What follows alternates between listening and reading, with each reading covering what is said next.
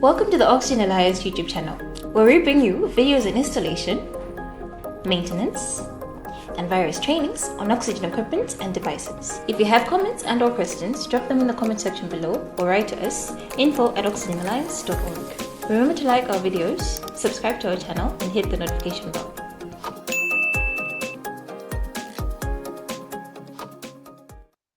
Hello everyone, welcome and thank you for joining us for today's Oxygen Talk, brought to you by the Oxygen Alliance. My name is Obridge Nkunda. I'm a biomedical engineer for the Oxygen Alliance, and I'm excited to be your host today.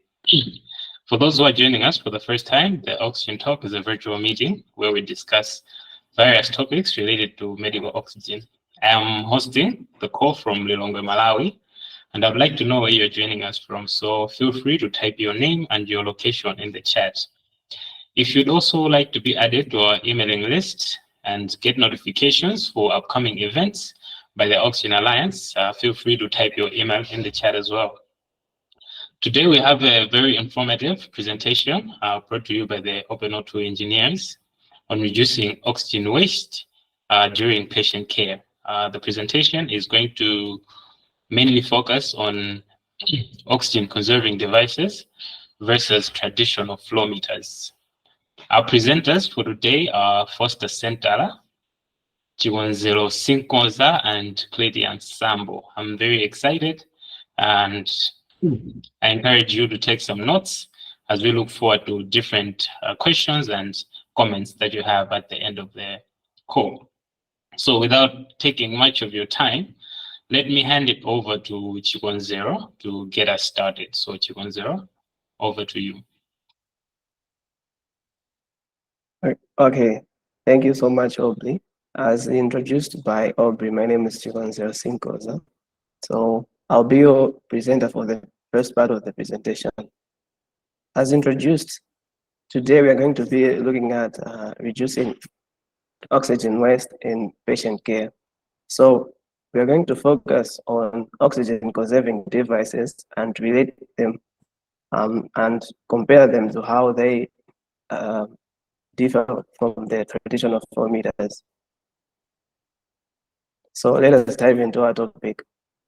So here is the outline for our presentation. We are going to start by looking at what oxygen waste is and some of the conservation methods. And we're going to have an introduction to flow meters. Then we are going to look at traditional flow meters and finish by looking at the oxygen conserving devices. So let us look at oxygen waste in patient care.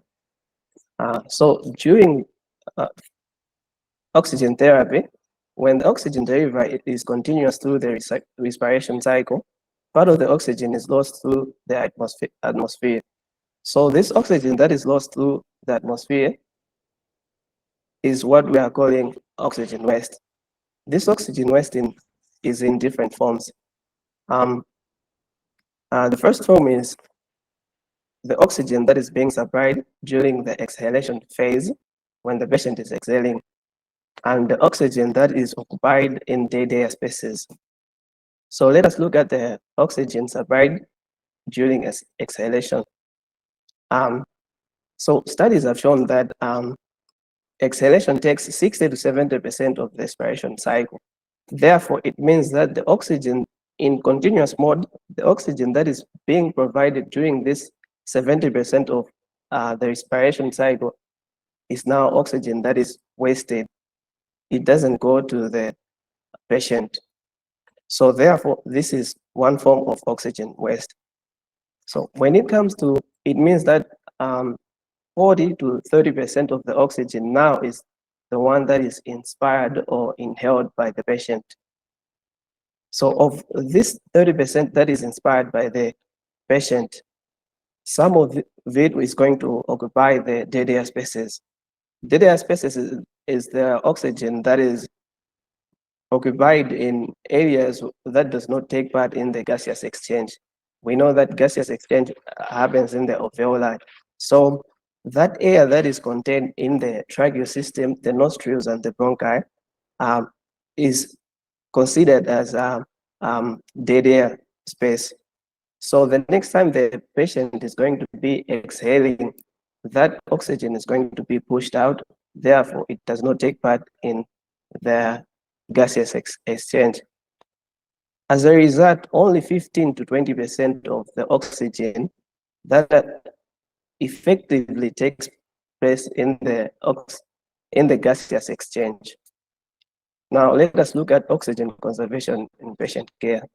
So here we're going to be looking at conservation in terms of improving the efficiency by which oxygen is delivered to the patient.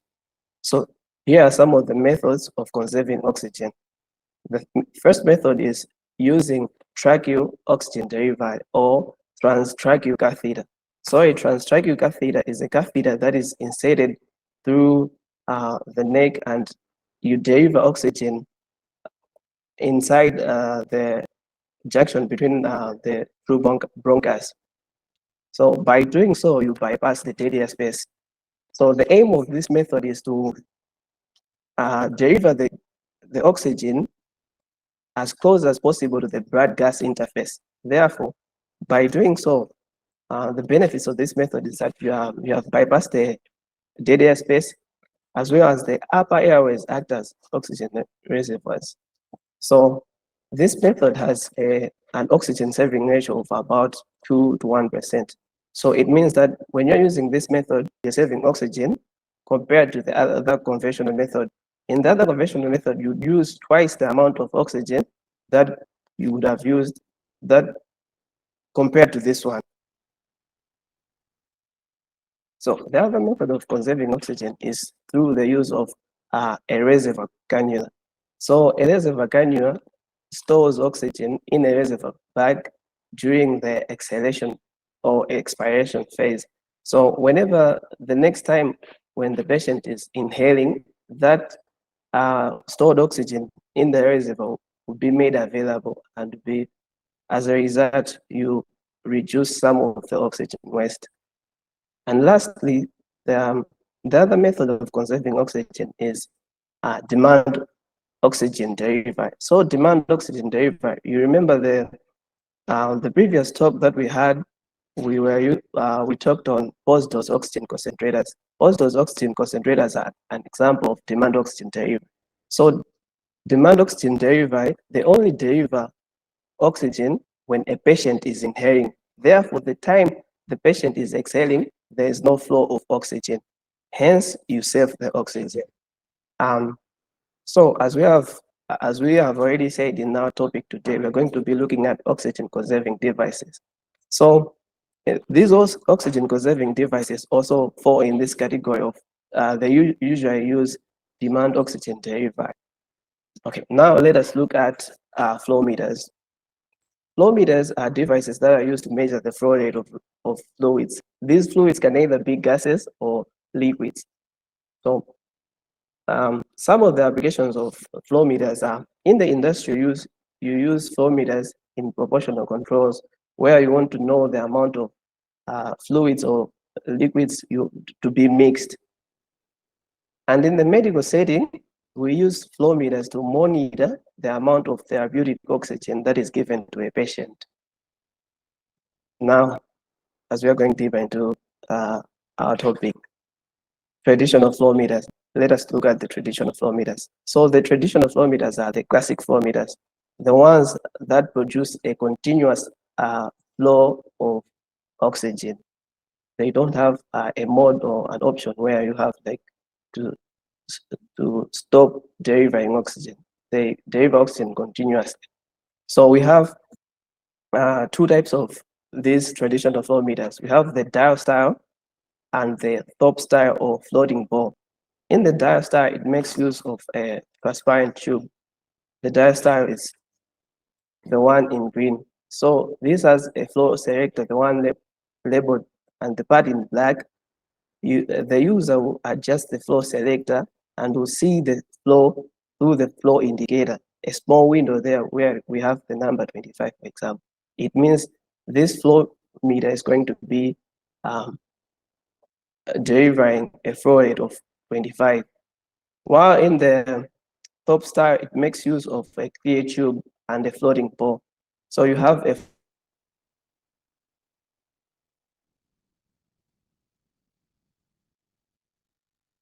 So as I was saying, we have two types of traditional flow meters. We have the dial style and the Thorpe style. The main differences between these two are in the construction material. The other one uses a transparent tube and a floating ball, or a bobbin. That is the floating ball type of a flow meter. And the other one uses an opaque material. So the dial style is recommended to use in compact spaces as compared to the floating ball flow meter. Okay, so let us look at the classification of traditional flow meters. We can classify traditional flow meters in a number of ways, according to the connection type, which can either be Buno's or pin index, and as well as the scene of use. So in Buno's or pin index, these are the pictures, and we did a previous talk on this, on the connection of types of connections and connection to cylinders. So this is the pin index. Moving forward, you can have flow meters. You can classify flow meters according to the scene of use. So for example, you have water-type oxygen flow meters, which are compatible when you're using piped gas. And you have flow meters for oxygen cylinders, as well as a simple flow meter, which you can usually find in an oxygen splitter or an oxygen concentrator. So I am going to finish by explaining the basic operating principle of a traditional flow meter. So in a traditional flow meter, you have the gas inlet pipe where you connect to your supply of gas. It can either be a cylinder or what we call the piped gas. So from there, you have that gas is going to flow through an orifice. So the adjustment knob of the flow meter controls the opening, the size of the orifice. So the orifice is the passage through which oxygen passes. So if you are turning your adjustment knob anti-clockwise, it means that you are increasing the size of the orifice. As a result, you increase the flow rate. So you can increase from 1, 2, going up to 5. And when you are turning the adjustment knob clockwise, it means that you are now reducing the size of the orifice, as a result constricting the passage through which oxygen is passing. As a result, you reduce the flow rate of the gas. So at this point, I'm going to hand over to my colleague, Foster Center, to continue. Thank you very much, Gonzalo, for introducing us to today's topic. So in the second part of our presentation today, I'll introduce you to the oxygen conserving devices, simply known as the OCDs. So partly he has defined them, but I'll just define them as devices that are designed to extend the use time from an oxygen supply. Of course, these can be either oxygen concentrators or oxygen cylinders, but for the sake of our discussion today, we'll concentrate much on oxygen conserving devices for oxygen cylinders.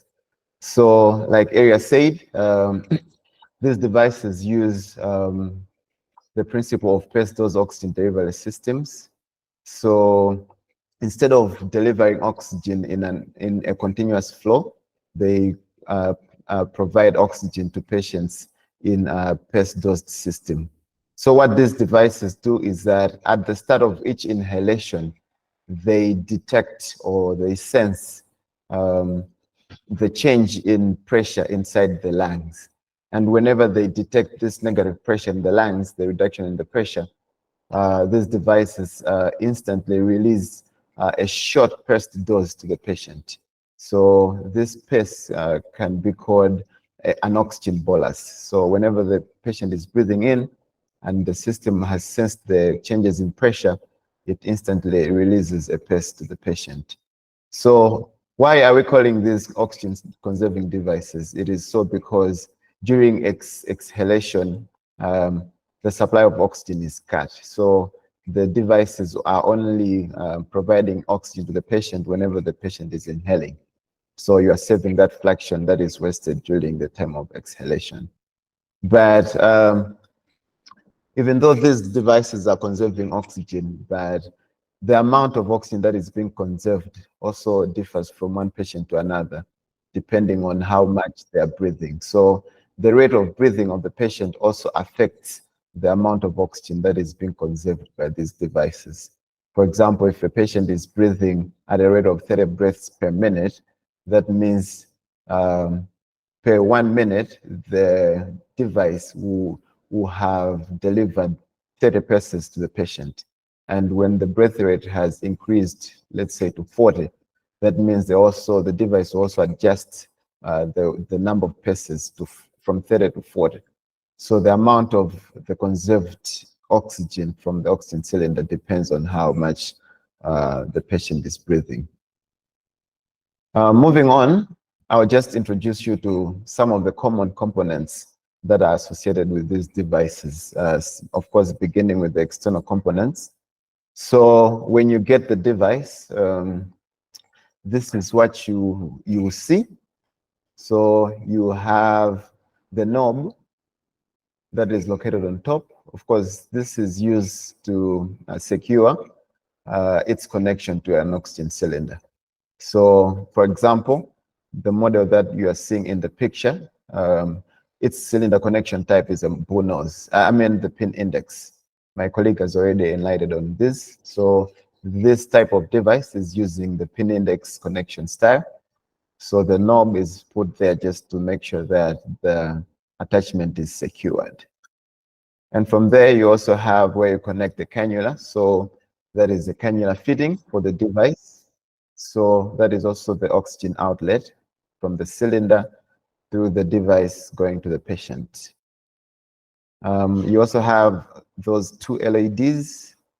So these are just indicators. So the first one indicates low battery. Whenever the device is running out of battery, this indicator, the first indicator, will blink an orange color, just displaying that the batteries are running low, and you should either replace or recharge. You also have the other indicator that turns on whenever you're turning on the device, and it also blinks at every pass of oxygen going to the patient. The other part is a gauge. So that is a gauge for the cylinder. It just displays the amount of oxygen that is remaining in the oxygen tank. And you also have the selector knob. So this is just used to select the level that you want to operate the machine on. So it's either you put it on position number 1, number 2, number 5, or 6, or on CF. Of course, more of this will be discussed later on.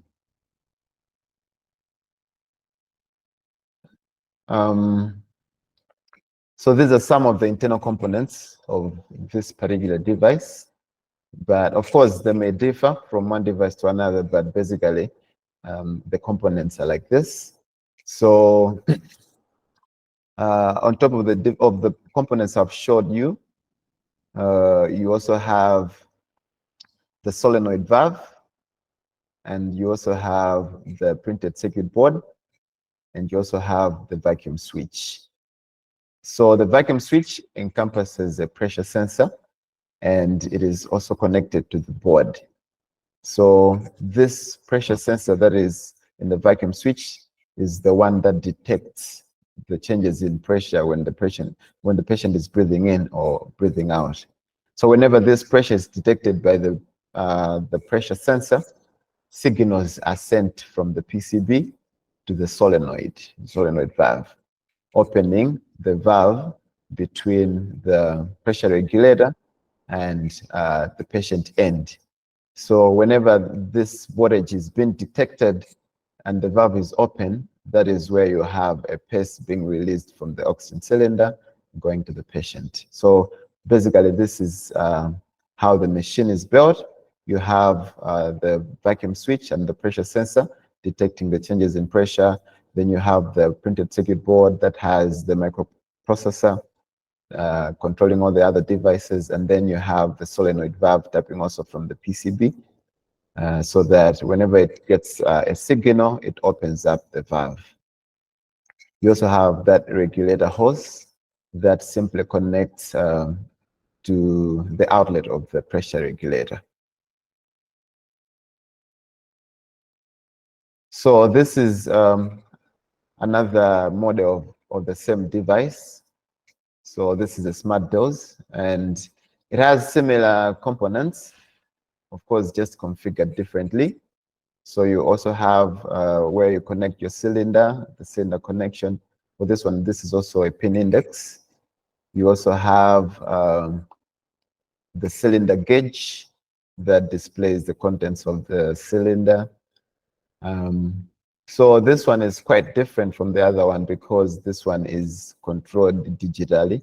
So instead of using the rotary knob, you're using an adjusting button. So this same button performs the same function as that rotary knob. You also have a battery indication LED. So the other difference that you should notice is that for the previous model, for you to select the continuous flow, you are using the rotary knob, but for this one, you use a knob that you just pull. I will show you in the following slides. Okay, so this is how it looks internally. You have the pressure regulator that sits next to where you connect your cylinder. And then you have the regulator hose. So this connects the regulator to a pressure sensor that is on the PCB. So that is the pipe. And then you have the control valve. So this is the valve that controls the opening and closing of the device between passes. So whenever the patient is breathing in and the sensor has detected the reduction in the pressure, then this valve will open up, will receive the signal from the PCB and open up, allowing the contents from the cylinder to flow to the device and to the patient. Moving on, I'll just take you through the basic operating principle of these OCDs. So like I've said, they operate by vacuum switching. So firstly, the device has to detect the changes in the pressure. So whenever the patient is breathing in, the diaphragm has contracted, the intercostal muscles have contracted. So this increases the volume of the lungs, and then the pressure is reduced. So the reduction in this pressure is detected by the pressure sensor that I've showed you in the previous pictures. So whenever this is detected, then a signal is sent to the valve that opens specifically on a duration that corresponds to what you have set with the selector knob. So for example, if you have selected the knob on position number 2, that means the time this valve will open will correspond to a set flow rate that responds to what is set on position number 2. One thing to notice is that these devices can operate in continuous flow also. So like I've said, it's either you select with this type of knob, just put it on CF, or else if it's the other model, you just pull out the knob and then the device will override the pest dose system. So this is basically how the OCDs work. And before I proceed, I'll firstly hand it back to my colleague, Cretia, who will take you through some of the features of these devices, and then I'll come at the end of this presentation. Thank you. Over to you, Cretia. Thank you so much, Foster. So I'll take you through the features and specifications of these OCDs. The OCDs have two flow settings, the pass flow and the continuous flow. So when you select the pass flow, that's when you now experience the oxygen conservation, where the oxygen is only being delivered when the patient is inhaling. So on pass flow, normally they are rated from 1 to 7 liters per minute equivalent, which means that if a patient has a dose or requires a dosage of 5 liters per minute, the device will deliver an equivalent of that 5 liters per minute to the patient when they're inhaling. And the other one is continuous flow, as my colleague mentioned earlier. So these are preset at 2 liters per minute, and others are preset at 4 liters per minute. So this feature of continuous flow is put there as an emergency feature in most of these OCDs in case there's some sort of failure, so it switches to continuous flow. Moving on, I'll take you through the powering options. So normally, these are powered by 2 AA batteries. So technically, they're supposed to last for 1 to 2 years, but depending on the brand that you're using, it may last less time, and also depending on the type of batteries. So you can either use the alkaline batteries or the rechargeable batteries. And also when you switch it to continuous flow, that means you're not using any power and you're saving your batteries. But then as much as you would want to save your batteries, that means you're using more of your oxygen and you're not conserving the oxygen because it's on continuous flow and not on pass flow. And then another feature that I'd like to look at, or the other features, are the user interface. So as my colleague mentioned earlier, they can either have the selector knobs, a switch, or buttons. So depending on the mode that you want, you either turn around the knob or just press the button. I'll demonstrate that in a moment.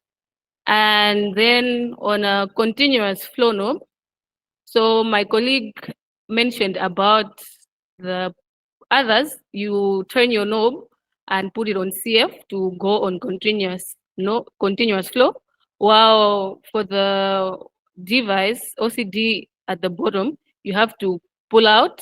That means you're opening a channel to allow continuous flow. And if you don't want continuous flow, that means you press it in. And also these have low battery indicators. So these battery indicators are like one of the most important features on these devices, because the chances that if your batteries run out, that means you won't be able to use the pass flow or the pass flow mode of the OCDs, and you won't be saving your oxygen. So these indicators are there to tell us or tell the users that the battery is running out and it needs to be replaced. And also they have the oxygen content or pressure gauge. So basically these tell the users how much oxygen is left in their cylinder, so that they're able to get, basically they're notified when to go and refill their oxygen cylinders. So now, before the next slide, I will demonstrate a short video on how these operate and the user interface. So please pay close attention and pay attention to the sound that it makes. So the sound that you'll be hearing, these will be the valves opening and closing, as well as the indicators depending on the pass that you have set on your OCD.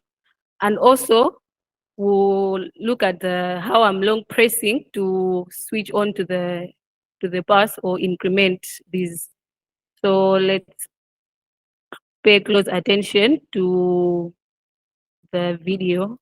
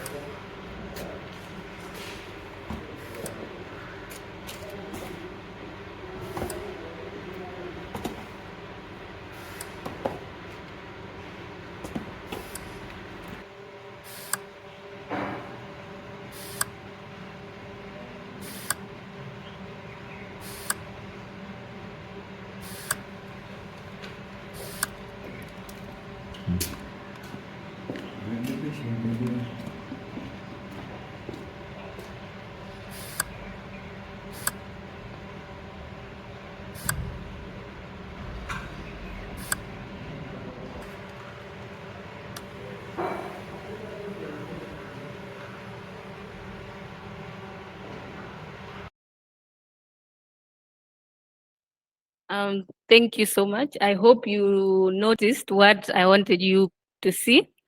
So the sound you were hearing, as I mentioned earlier, those are the solenoid valves opening. So as one is breathing in, you will hear it open, and as they're exhaling, the valve will close.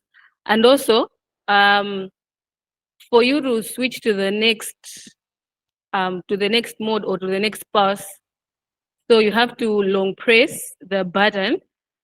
So as you long press, you keep selecting the pass that is required for the patient.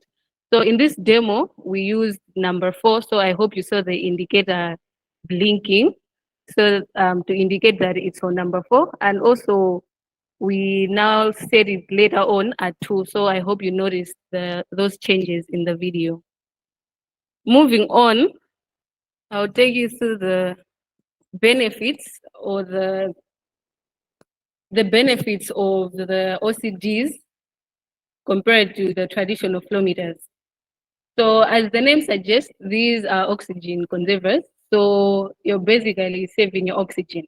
So most of these have a saving ratio of 3:1 to a range of 7:1. Meaning, as my colleague mentioned earlier, meaning you save for a 3:1 OCD, that means you're saving 3 times the amount of oxygen when you're using the OCDs compared to when you would use the traditional flowmeters.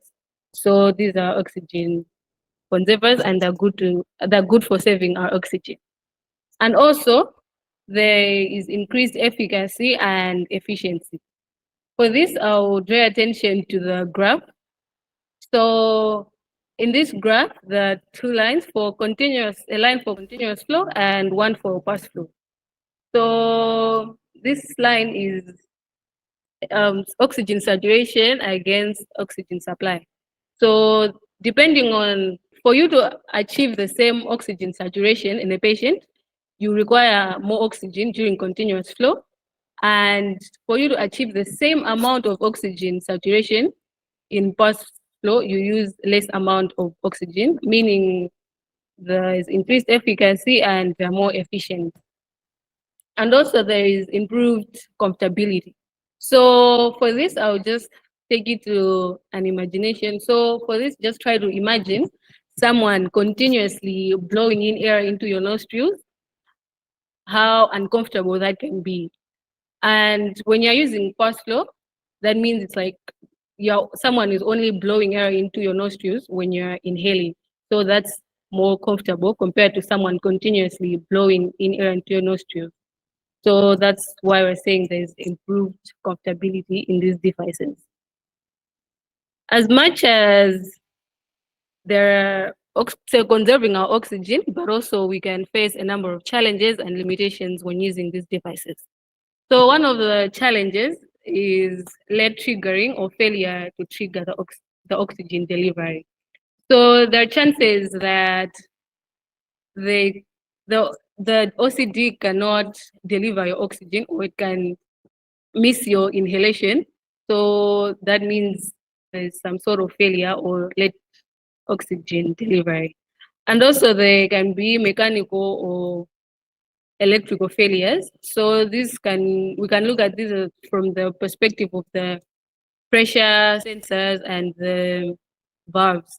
So if there are those sorts of failures, that means we're also leading to late triggering or failure to trigger the delivery of oxygen. Another limitation is that they need standard nozzle cannulas that are compatible to that particular OCD model. So if you're using another type of nozzle cannula that's not compatible with that OCD model, that means there will not be any oxygen delivery. Another point is that these OCDs work on patients who are able to breathe using their nostrils and not breathing through their mouth. So I'll go deeper into this point in my next slide. Some of the considerations when selecting the OCDs. So one of the considerations is the patient's breaths per minute. So these devices cannot be used on patients with breaths per minute that are less than 6 or more than 40 breaths per minute. So make sure that these are set, or these are only given or recommended to patients that have this type of breathing rate. And also, as I mentioned about the triggering, so this has to be given to patients that are able to trigger the device. So it means that, as I mentioned, about the breathing in the mouth, so the patients have to breathe through their nose, or if they're breathing through their mouth, make sure that you don't close the soft palates. So the soft palates are the area above our in our mouth, like the top part of our mouth. So if you close these soft palates, that means you block the nasal airway. So if you block this nasal airway, that means there's no air going into the nostrils, and the device will not be triggered. So make sure you look at the type of patient you're giving this to. And also the type of nasal cannula that you're giving to, you are connecting the OCDs to. So this is connected to the point that I mentioned earlier. Make sure that the nasal cannula that you're using is specific to that OCD, because some of them need their standard nasal cannulas for them to operate effectively. So my colleague will continue from here and will take you through the troubleshooting of these OCDs. Thank you very much, Cletia, for your wonderful presentation, introducing us to how they actually work, how they look, and also introducing us to some of the limitations that are there. Before I proceed, there are 4 questions that are being launched. So make sure that you give in your votes. Just respond to how much you know the OCDs. So moving on, I'll take you through some of the problems that are associated with using these devices and how to troubleshoot them. The first problem that is most common is that you encounter that the device has been turned on, but there is no pace being delivered with each inhalation. So this is mostly because the batteries are running out, or the batteries are low, or that the batteries are empty. So to fix this issue, you just need to check your batteries, verify that the batteries have power. You can do that by simply measuring voltage. So you are using double AA batteries, so they have a voltage of 1.5 volts. So you can just verify that the batteries are giving at least 1.5 volts each. And also, it can be issues with the connection to the cannula. So make sure that there is a proper connection between the device and the cannula that you're using. My colleague Gretia also enlightened that you need to be using a specific type that is recommended for this type of devices. So make sure that there is a proper connection between the device and the cannulas that you're using. If that doesn't help, then you need to check the resistance across the vacuum switch. So there are these terminals that are connected to the PCB. Of course, this switch is normally closed, so there is a resistance when there is no breath. But when breath has been triggered, this connection should open. So the resistance has to drop from around 10 or 11 ohms to 0 ohms. That means the connection has completely opened. So if this is not happening, then you won't be able to get a pace at each inhalation. So just verify that you are getting a resistance of 0 ohms at each triggered breath. You can also check the integrity of the solenoid valve. But firstly, you need to verify that the valve is receiving a voltage of 3 volts from the 2 batteries via the PCB. So if the solenoid valve is not getting this amount of voltage, it will not open up. So make sure that at each triggered inhalation, you should be getting this voltage across the terminals of the solenoid valve. If the voltage is there, but you're still getting no pace, then that means the issue is with the solenoid valve itself. So you can just solve this issue by replacing the whole solenoid assembly. The other issue is that you usually get leakages around the pressure regulator. So this can be around the pressure gauge. So whenever you have a broken gauge, or maybe it is not tightly screwed inside the pressure regulator, then you have leakages around the connection point. So make sure that the pressure gauge that you're using is not broken, or you should check the connection between the gauge and the regulator. If you're replacing with a new one, then make sure that you are using the correct type of thread tape to make sure that the connection between these two is intact so that you don't get leakages. Sometimes the leakages can originate from the far end of the regulator. So that is where you have a connector connecting the regulator to the regulator hose that connects to the pressure sensor on the PCB. So this connector usually has threads, so it is threaded. So make sure that this connector is screwed in properly and that there is no space for oxygen to escape through. So make sure that all these points are secured and that they are not leaking. Apart from this, sometimes leakage can be located between the connection point between the oxygen cylinder and the device itself. So that is mainly caused by a used regulator seal. So as seen in the second picture, that is an example of a used regulator seal. That is a worn-out seal. So with this worn-out seal, you don't get a tight connection or a tight seal between the oxygen cylinder and the OCD. So remember, we are dealing with high pressures from the cylinder, and any small leakage will result in you not conserving the oxygen as intended. So if you're conserving oxygen, that means you don't want any of it to be leaking out either from the cylinder or from the device itself. So whenever you're getting leakages from this point also, you need to consider replacing this regulator seal.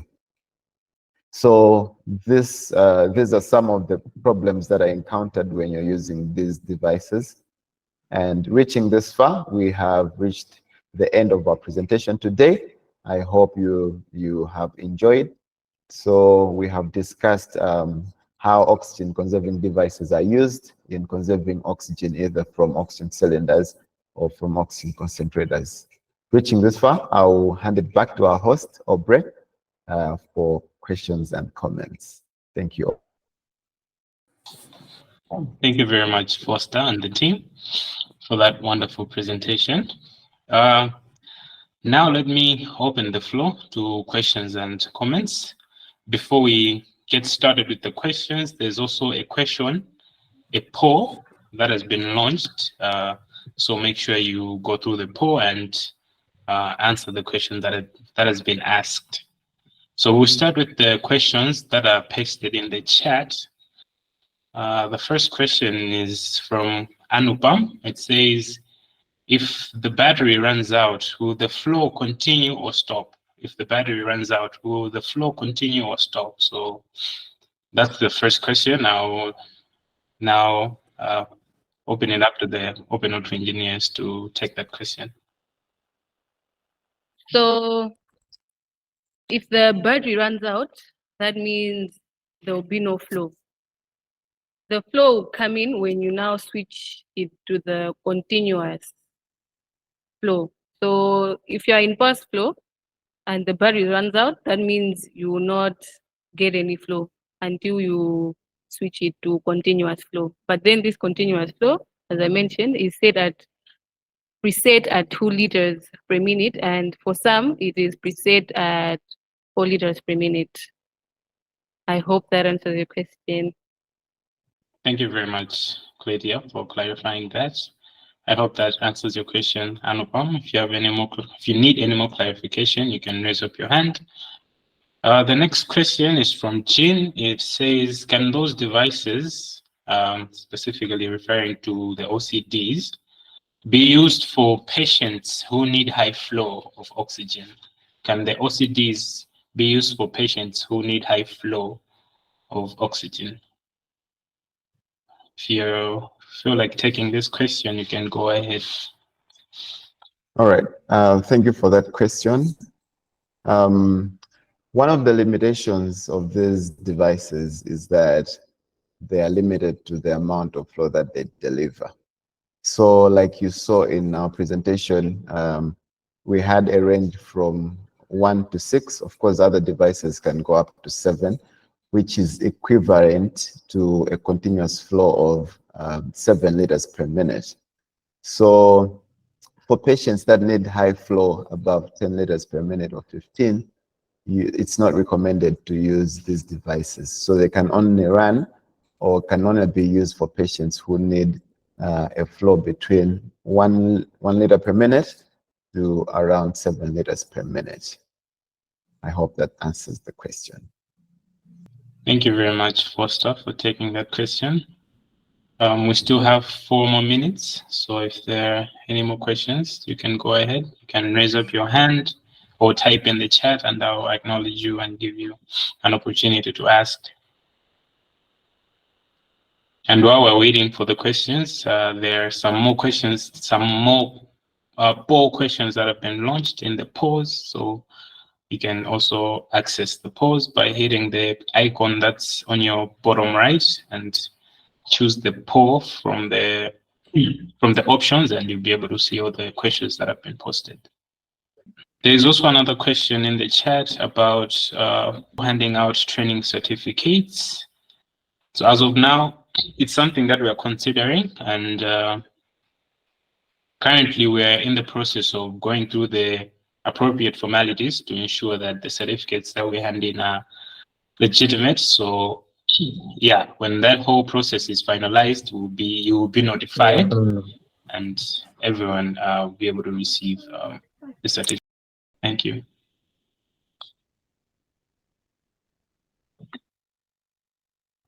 Since there are no more questions, this marks the end of the presentation. So thank you to the OpenO2 engineers, and thank you everyone for joining us. If you have further questions, you can email us at info@oxygenalliance.org. And again, thank you for attending this call. Until next time, it's goodbye from me.